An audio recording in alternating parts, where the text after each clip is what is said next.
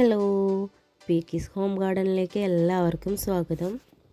നമ്മളിപ്പോൾ കണ്ടുകൊണ്ടിരിക്കുന്നത് ശംഖുപുഷ്പമാണ്. നീല നിറത്തിലുള്ള ശംഖുപുഷ്പത്തിൻ്റെ ചെടിയാണ് ഇത്. ശംഖുപുഷ്പത്തിനെ കുറിച്ച് അറിയുന്നതിന് മുമ്പ് നിങ്ങളെൻ്റെ വീഡിയോ ലൈക്ക് ചെയ്ത് സബ്സ്ക്രൈബ് ചെയ്യണേ. ശംഖുപുഷ്പത്തിൻ്റെ ചെടിയുടെ കൂടെ തന്നെ വെള്ള നിറത്തിൽ പൂക്കൾ തരുന്ന വേറൊരു വള്ളിച്ചെടി കൂടി നിൽക്കുന്നുണ്ട് കേട്ടോ.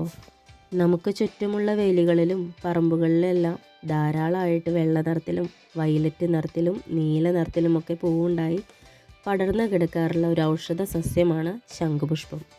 ഞാനിന്ന് നീല നിറത്തിലുള്ള ശംഖുപുഷ്പത്തെക്കുറിച്ചാണ് പറയുന്നത് കേട്ടോ. പല നിറങ്ങളിലായി കാണുന്ന ഈ വള്ളിച്ചെടി ഒരു ആയുർവേദ ഔഷധ സസ്യമാണ്. ഈ നിറങ്ങളിലെല്ലാം വെച്ച് ഏറ്റവും പ്രാധാന്യമുള്ളത് വെള്ള ശംഖുപുഷ്പമാണ്. കൂടുതൽ ഔഷധ ഗുണമുള്ളതും വെള്ള ശംഖുപുഷ്പത്തിനാണ്.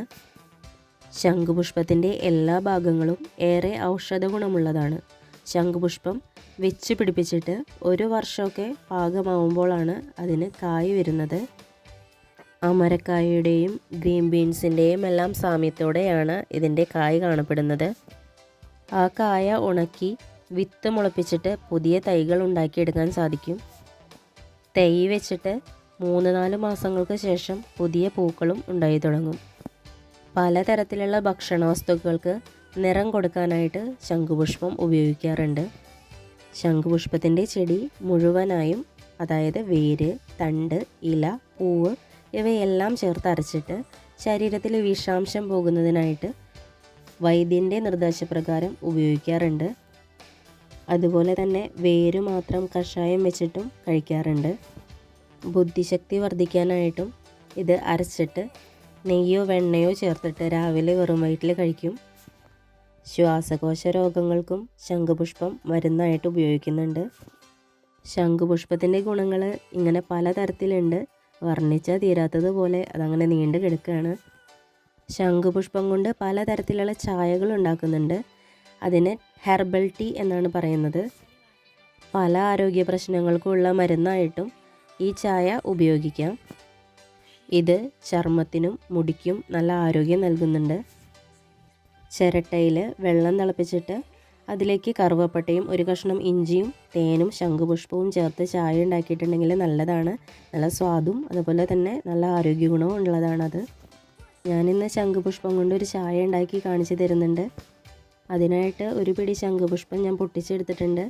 ഇത് നല്ല വൃത്തിയായിട്ട് വെള്ളം ഒഴിച്ചിട്ട് കഴുകിയെടുക്കണം. ചെറിയ ചെറിയ പ്രാണികളോ ഉറുമ്പോ ഒക്കെയും ഇതിൻ്റെ ഉള്ളിലുണ്ടാവും. അതെല്ലാം വെള്ളം ഒഴിച്ചിട്ട് നല്ലപോലെ കഴുകിയെടുക്കുക.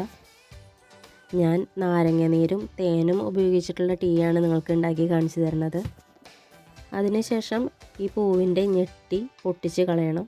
അത് വെറുതെ ഒന്ന് കൈ കൊണ്ടൊന്ന് ഞെക്കി കൊടുത്തിട്ടുണ്ടെങ്കിൽ അത് പൊട്ടിപ്പോരും. ഞെട്ടിയൊക്കെ പൊട്ടിച്ചിട്ട് നല്ല വൃത്തിയാക്കി എടുക്കണം പൂവ്. ഞാൻ ചായ ഉണ്ടാക്കാനായിട്ട് 1 ഗ്ലാസ് വെള്ളമാണ് എടുത്തിട്ടുള്ളത്. 1 ഗ്ലാസ് വെള്ളം എടുത്തിട്ടുണ്ടെങ്കിൽ അത് തിളച്ച് വറ്റി വരുമ്പോൾ 3/4 ഗ്ലാസ് വെള്ളമായിട്ട് മാറും. ഇപ്പോൾ ഞാൻ 1 ഗ്ലാസ് നിറയെ വെള്ളം എടുത്തിട്ടുണ്ട്. സാധാരണ പാലൊക്കെ കാച്ചാനായിട്ട് നമ്മൾ ഉപയോഗിക്കണ സാധാരണ ഒരു സ്റ്റീൽ പാത്രമാണ് ഞാൻ ചായ ഉണ്ടാക്കാനായിട്ട് എടുത്തിട്ടുള്ളത്.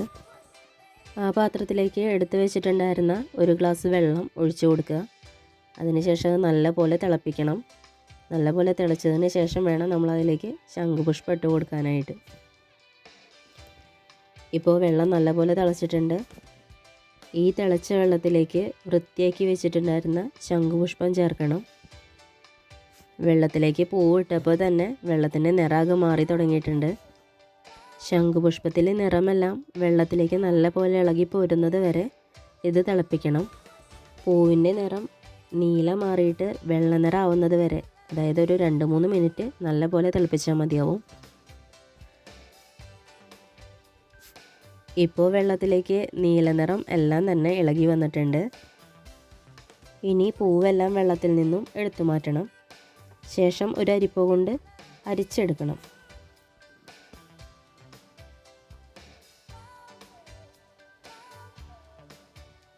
ഇനി ആദ്യം എടുത്തു വെച്ചിട്ടുണ്ടായിരുന്ന ഗ്ലാസ്സിലേക്ക് തന്നെ നമുക്കിത് ഒഴിച്ചു കൊടുക്കാം.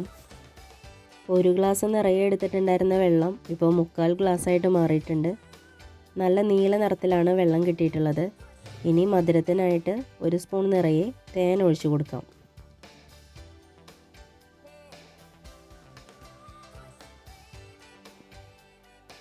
നീല വെള്ളത്തിലേക്ക് തേൻ ചേർത്തിളക്കുമ്പോൾ വെള്ളത്തിൻ്റെ നിറം ചെറുതായിട്ട് മാറുന്നതൊന്ന് ശ്രദ്ധിച്ചോളൂ കേട്ടോ. നീല നിറം മാറിയിട്ട് ചെറുതായൊരു വയലറ്റ് ഷെയ്ഡിലേക്കാണ് വെള്ളം മാറിയിട്ടുള്ളത്. ശേഷം അതിലേക്ക് ഒരു സ്പൂൺ നാരങ്ങനീര് ചേർത്ത് കൊടുക്കണം. നാരങ്ങനീര് ചേർത്തപ്പോൾ വെള്ളത്തിൻ്റെ നിറം ആകപ്പാടെ മാറിപ്പോയിട്ടുണ്ട്. വയലറ്റും പിങ്കും ചേർന്നിട്ടുള്ളൊരു നിറമായിട്ടാണ് ഇപ്പോൾ കാണുന്നത്. ഒരുപാട് ഔഷധ ഗുണങ്ങളുള്ള ഈ ശംഖുപുഷ്പത്തിൻ്റെ ചെടി എല്ലാവരും തന്നെ വീടുകളിൽ വെച്ച് പിടിപ്പിക്കുക. ശംഖുപുഷ്പത്തിനെ കുറിച്ചിട്ടുള്ള എൻ്റെ ഈ വീഡിയോ ഇഷ്ടപ്പെട്ടിട്ടുണ്ടെങ്കിൽ എല്ലാവരും എൻ്റെ വീഡിയോ ലൈക്ക് ചെയ്ത് സബ്സ്ക്രൈബ് ചെയ്യണേ. ബായ്.